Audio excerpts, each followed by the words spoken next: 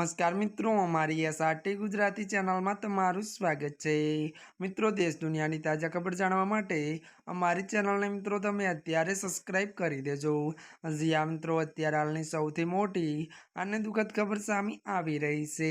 હજી આ મિત્રો આપને જણાવી દઈએ કે વડાપ્રધાન સહિત 10 મંત્રીઓના મોત। જી આ મિત્રો આપને વિગતવાર વાત કરવામાં આવે તો ત્યારે મિત્રો 28 ઓગસ્ટના રોજ ત્યારે ઇઝરાયલ યમનની ત્યારે રાજધાની સનામાં ત્યારે મિત્રો હવાઈ હુમલા કર્યા હતો, જેમાં હૌથી ત્યારે લડવાઈઓના વડાપ્રધાન અહમદ અલ હારવીનું ત્યારે મિત્રો મોત થયું હતું। વધુ વાત કરવામાં આવે તો ત્યારે આ હુમલામાં 2 નાયબ વડાપ્રધાન અને વિદેશ પ્રધાન સહિત 10 મંત્રીઓને પણ માર્યા ગયા હતા। તો વધુ વાત કરવામાં આવે તો હૌથી બળવાખોરોએ આનો બદલો લેવાની ત્યારે પ્રતિજ્ઞા લીધી છે।